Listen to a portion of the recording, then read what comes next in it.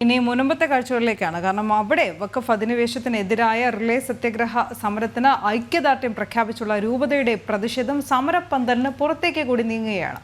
ജനുവരി 5-ന് വൈപ്പിൻ മുതൽ മുനമ്പം വരെ മനുഷ്യച്ചങ്ങല തീർക്കാനാണ് വരാപ്പുഴ കോട്ടപ്പുറം രൂപതകളുടെ തീരുമാനം. അതേസമയം ഇന്ന് രാവിലെ സമരത്തിന് ഐക്യദാർഢ്യവുമായി BJP ദേശീയ നേതാവ് രാജീവ് ചന്ദ്രശേഖർ മുനമ്പത്ത് എത്തുന്നുമുണ്ട്. ജിജീഷ് കരുണാകരൻ ചേരുകയാണ് വിവരങ്ങളുമായി. ജിജീഷ്, മുൻ കേന്ദ്രമന്ത്രി എപ്പോഴാണ് എത്തുക മുനമ്പത്തേക്ക്? ഇന്ന് രാവിലെ 11 മണിയോടുകൂടിയാണ് മുൻ കേന്ദ്രമന്ത്രി BJP ദേശീയ നേതാവുമായ രാജീവ് ചന്ദ്രശേഖർ മുനമ്പം സമരപ്പന്തലിലേക്ക് എത്തുന്നത്.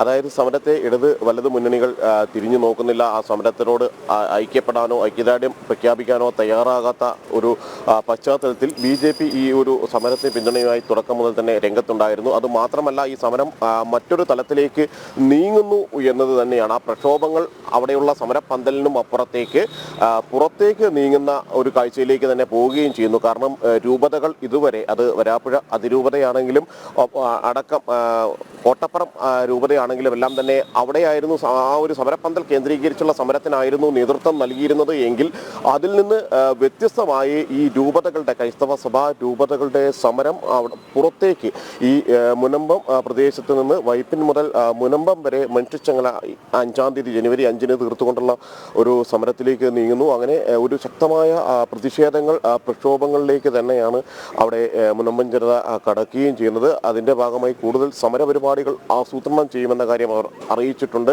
വരുന്ന ദിവസങ്ങളിൽ കൂടുതൽ നേതാക്കൾ ഈ പ്രദേശങ്ങളിലേക്ക് എത്തുന്നുണ്ട്. ഈ സമരത്തിന് ഐക്യദാർഢ്യം പ്രഖ്യാപിച്ചുകൊണ്ട് വിവിധ കേന്ദ്രങ്ങളിൽ നിന്ന് എത്തുന്നു. ദേശീയ നേതാക്കളടക്കം ഈ ഒരു സമരത്തിൻ്റെ ഭാഗമായി എത്തുന്നു. ഒപ്പം തന്നെയാണ് സഭയുടെ പ്രധാനപ്പെട്ട പദവികൾ വഹിക്കുന്ന മേലധ്യക്ഷന്മാർ തന്നെ ഈ ഒരു സമരപന്തലിലെത്തി ഇനിയുള്ള സമര ദിവസങ്ങൾക്ക് നേതൃത്വം നൽകുക എന്നൊരു രീതിയിലേക്ക് കൂടി പോകുന്നത്. കാരണം അവരെ സംബന്ധിച്ചിടത്തോളം ദിവസങ്ങളായി ആ ഒരു മേഖലയിൽ സമരമിരിക്കുന്നു. അവിടെ പള്ളിയുടെ കോമ്പൗണ്ടിൽ സമരമിരിക്കുമ്പോൾ അതിന് പിന്തുണ ലഭിക്കുന്നില്ല എന്ന് മാത്രമല്ല, അവരുടെ ന്യായമായ ആവശ്യം യാതൊരു തരത്തിലും അംഗീകരിക്കപ്പെടുകയും ചെയ്യുന്നില്ല.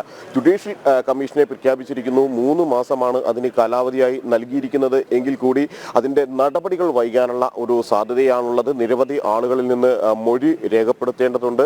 ഇതുമായി ബന്ധപ്പെട്ടുകൊണ്ട് വിശദീകരണങ്ങൾ തേടിക്കൊണ്ടും അവരുടെ ഭാഗം ചോദിച്ചുകൊണ്ടും എല്ലാം നൽകിയിരിക്കുന്ന കത്തുകൾക്കൊന്നും തന്നെ ഇതുവരെ കൃത്യമായ മറുപടികൾ, അത് വഖഫ് ബോർഡിൻ്റെ ഭാഗത്ത് നിന്നാണെങ്കിലും അനുബന്ധമായിട്ടുള്ള സംഘടനകളുടെ ഭാഗത്ത് നിന്നാണെങ്കിലും ഒന്നും തന്നെ, വഖഫ് സംരക്ഷണ വേദി അടക്കമുള്ള അനുബന്ധ സംഘടനകളുടെ ഭാഗത്ത് നിന്ന് ഉണ്ടായിട്ടില്ല. അതുകൊണ്ട് തന്നെ ഈ മറുപടികളെല്ലാം തന്നെ പരിശോധിച്ച് അതിൻ്റെ മേൽ തുടർ നടപടികൾ ജുഡീഷ്യൽ കമ്മീഷൻ സ്വീകരിക്കേണ്ടതുണ്ട്. ആ പ്രദേശം സന്ദർശിച്ചുകൊണ്ട് അവിടെയുള്ള ആളുകളുടെ വിശദാംശങ്ങൾ തേടേണ്ടതുണ്ട്.